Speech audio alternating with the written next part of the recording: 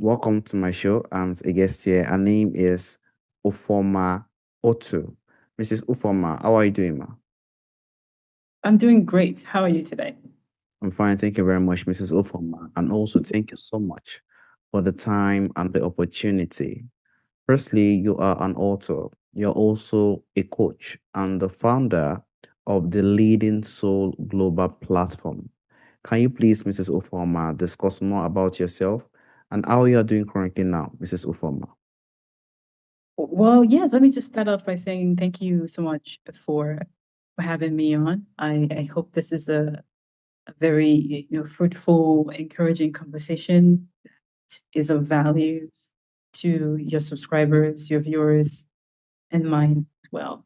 I came in here with that intention, and yeah, I hope that we're all elevated in the simplest and the best of ways. And so it is. So, by way of background, I, started off my career in public relations, communications, worked in various industries, and, before making my segue into project management, and was fortunate to work with different members of the C-suite in various capacities, from marketing communications, PR, again, project management, Scrum, etc., and saw the best parts of leadership and the worst part of leadership. And so that informs this decision to parlay that experience into a platform that addresses leadership as a whole, as a continuum, beyond skills, beyond position, beyond title, beyond leadership as a signifier of status, to the leader as the entire person, body, mind, soul, spirit, and how that impacts the way they lead and how to, how to do it right, and to be able to now translate that, to doing so with others. So hence the name Leading Soul. And we're a platform, an online publishing uh, team that publishes, obviously, YouTube content. The Leading Soul platform itself has blog posts, free resources, books, audiobooks, journals, guides, etc. And we just launched Substack as well, where we take each component of our key buckets: mindfulness, emotional intelligence, spirituality, and take it a step further and work leaders through those buckets each week and just guide them during their journey. So the objective is not to be perfect. No such thing exists, especially when you're talking about leadership. Most leadership conversations focus on influence, strategy, managing, and performance, and for good reasons, right? Because you're trying to advance outcomes that are foundational to results. Good results are all foundational in terms of rethinking leadership, not as a title or a position or even a status signifier, but as an intentional practice of leading oneself consciously before then trying to lead others effectively. Shows that the leading soul global platform shows a very huge role when it comes to leadership because leadership requires a lot of specific tasks. It requires a lot of areas one needs to actually focus on, and also some areas one needs to actually build upon as well. Which is why I would like to drive to yourself personally. If you've written any book from the experience you've had, or if you are planning to write any book in the coming future, this is Ufoma. Almost daily about this particular topic through blog posts, through like as I mentioned earlier, the YouTube channel, and indeed I have written a book. My first book, full length, if you will, was on leadership. It's titled Lead You, and it's being re-released later this year, late August, early September. And even though that book focuses more on young Africans and young at heart Africans in terms of being catalysts for change in leadership, there are definitely nuggets, golden nuggets that I borrowed from there to launch Leading Soul, the Leading Soul platform. And I plan to write, continue to write more content about this because I think it's important. Again, most leadership outlets out there, focus on leadership from those perspectives I mentioned earlier: the strategy, the performance, the skills, all great. But this niche adds an important component to the conversation because it's not only useful even in the workplace or community groups, it's needed, it's critical in family groups, dynamics, and the list goes on. Anywhere where there are interpersonal dynamics occurring,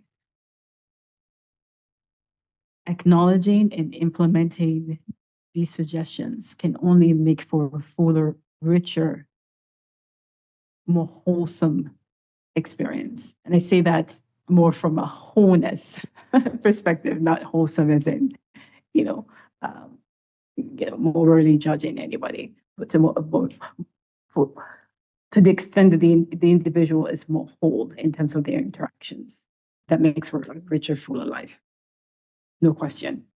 More in point of Africans and how one can actually build on in perspective of what you've learned in recent years as well.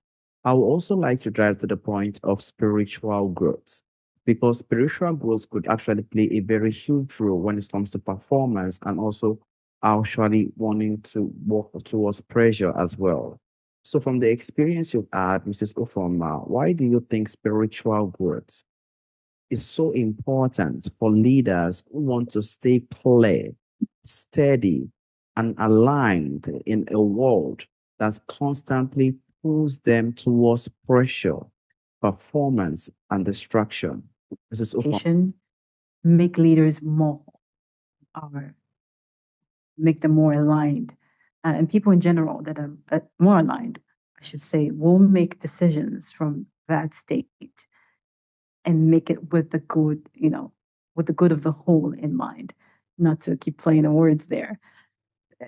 As I hinted earlier, they won't be perfect. I mean, they're humans too. We're all humans. But they won't make the same mistakes as a leader that emphasizes ego, image, or position, right? That puts that, front and center. For example, a leader that takes time to meditate, reflect, is, just more likely to acknowledge a counterpoint of view. They're more likely to say after contemplation, uh, I could have said that. I could have handled that. They see the mutuality of it. They will almost effortlessly be reciprocal to respect. Right? And ironically, them being that way, these sort of leaders, is not just pseudo spiritual mumbo jumbo. It will invariably affect how they handle pressure and how they place others under pressure. Their conduct, their example, their insightful nature, all of that will boost performance, will steady themselves, um, their team, again, their families, their communities, when countering distractions arise. So it's not mutually exclusive. It's actually, practice that cements and provides a stronger foundation to leaders across the board. And that's why it's critical. meditation. Those things actually plays a very huge role in our growth as leaders because as leaders, one could actually be in the position of pressure, which will actually drive more as well. Because those pressure actually cause a lot of distraction, a lot of things one cannot actually remember at times. And that is why when we actually give ourselves reflection, we actually breathe in with meditation. It actually plays a very huge and profound role how one can actually build on himself regarding the spiritual perspective and how one can actually build a more sustained life as well. And also, I would just like to drive from the experience you've had for people who are busy carrying responsibilities. What do you think are some of the simple spiritual practices that you think can help them stay connected to peace, wisdom, and inner clarity in daily lives? Mrs. Ufoma. Because, while spiritual practices are wonderful and necessary, our physical responsibilities are real. They matter. So I'm not an advocate of being in a la world where, um, you know, we put aside our responsibilities and challenges. No, we're advocates for rising up and facing them in the physical space. And rather, I'm an advocate for the simple is best method, meditation, even if it's 5 minutes, wherever you can squeeze it. Deep breathing, alternate nostril breathing can be quite balancing and healing. Going for a nice walk. There's a reason some people love construction. Just laying on the ground, yeah, on the floor, and raising your feet against up a wall, a chair can sound simple, but it's very nourishing. It's very grounding. And feet massage, I'm huge on that because the feet are filled with nerve endings that are connected to different parts of the body again to heal, to balance you physically, spiritually, and it's no coincidences that when you do these things, and these aren't the only ones, these are just examples. During such practices, ideas can seem to come to you out of nowhere. New insight, perspective can come through to your intuition, your discernment is heightened. Yes, it can be from, the ether or consciousness at large, because we're all conscious, right? Everything around us is conscious, but it's also from your soul. So it's important to not simply dismiss them and go on to the next, 3D concern as we are, apt to do at one moment in time or another. But here's a quick tip though. If you gloss over it, yeah, an idea comes to you, a thought comes to you, and it returns again, especially when you least expect it or were even thinking about it, it's definitely yours to explore further. As long as it doesn't blatantly harm you or others and can even open up your world further, it's safe to say for you, it's safe to try and explore it. So just a quick thought about that. But definitely simple is best. The goal is not to, complicate people's lives. People already have a lot going on.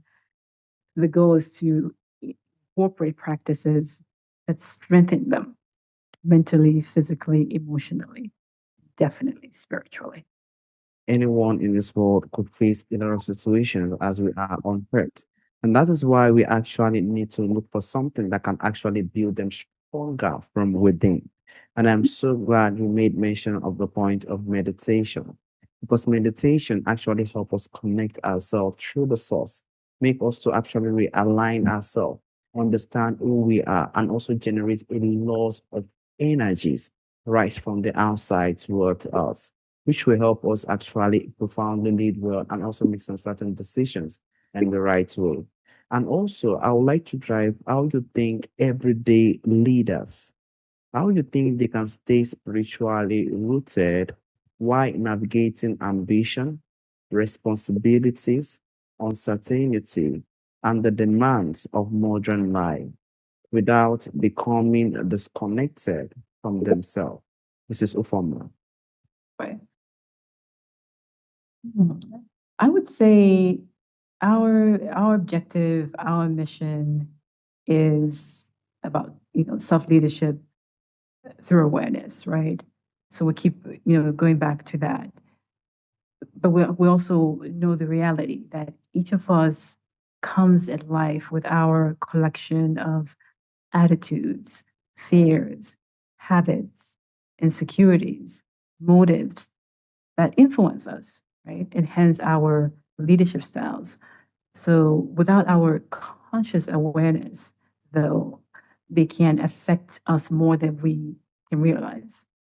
So when we make time to explore ways we can genuinely be emotionally intelligent and assess our decisions and why we're making them, in terms of not making them simply because of social pressure, expectations, and to the extent that we help not just ourselves but others in the process, even in ways that we may not fully grasp in the moment. We are strengthening the muscles of emotional intelligence, or EQ, the self leadership that I talked about earlier, and strengthening our consciousness, as you mentioned, consciousness and access to the infinite source. And when making those decisions, we make them so that they have depth. They have depth personally and professionally. So if you're not afraid to tell yourself the truth, you will see all the ways you have been or done things simply to get along, simply to fit in, to people please, sometimes and often to your own detriment. So the key is to become more aware. Even if yours in a particular situation may be the other extreme to what I just mentioned, it's the realization that it's never too late to adjust and aim for greater balance, as the case might be. And so connecting, to the self, being aware of our decisions, and placing into context how everything sort of interconnect. Because as human beings, we're dual expression beings.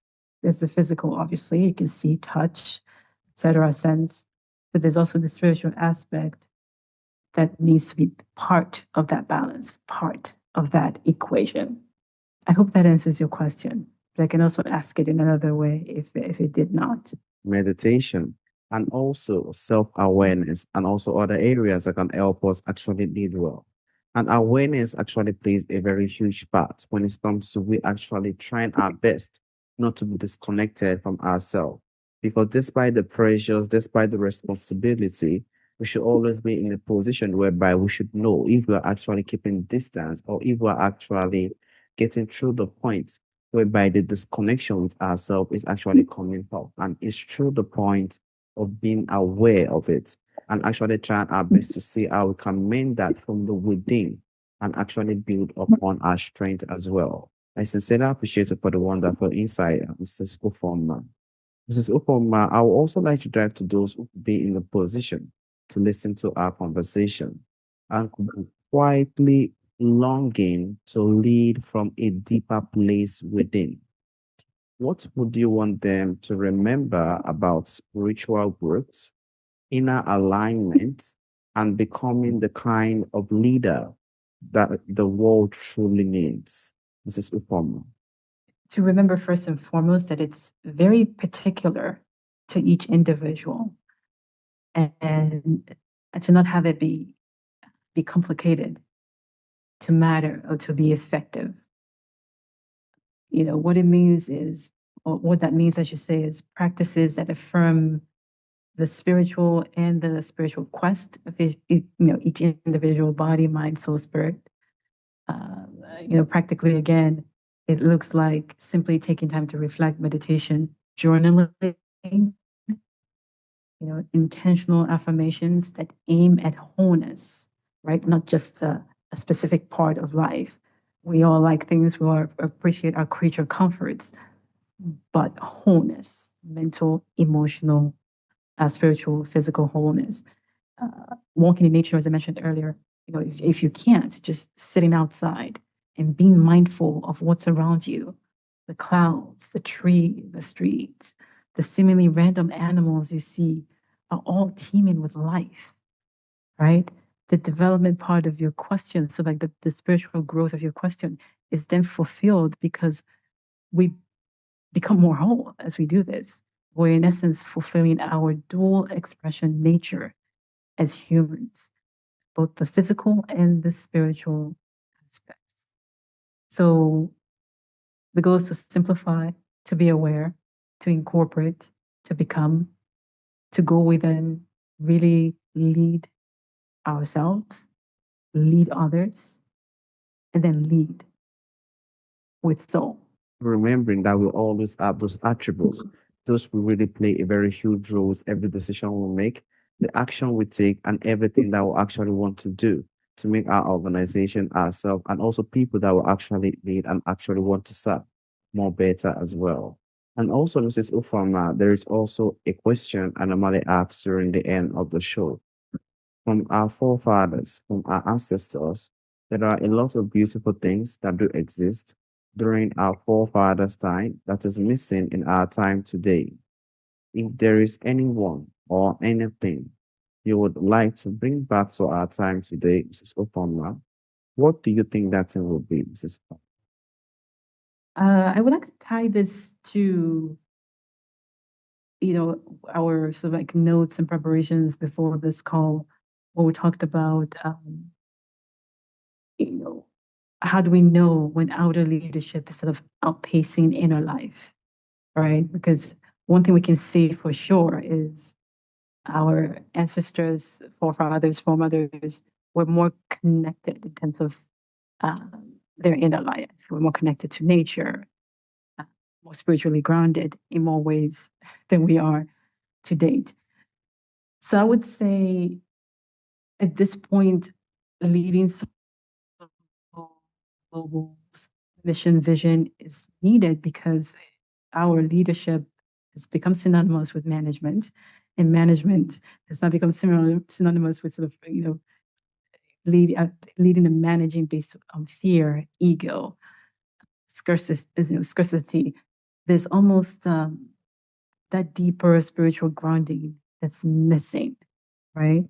Um, because when your title or your authority or position in a group dynamic means that no one should be able to question or speak up against your disrespect, that's a sign, right? That our outer leadership is outpacing that inner life. When people are walking on eggshells around you, when you're more sort of enamored with people fearing and fearing you and mistaking that for respect. Because in a nutshell, Temitope, people can fear you and not genuinely respect you. The respect is simply performative. That's why you will feel its hollowness and observe the difference when someone genuinely likes and respects you, because it will be the least of all because of your title or your role or your position. Your soul, your spirit will sense it because it's, because of your being. It can sense it on that deeper level. So the more reason it's worth aligning with that inner self, that inner guide, that inner soul, that spirit.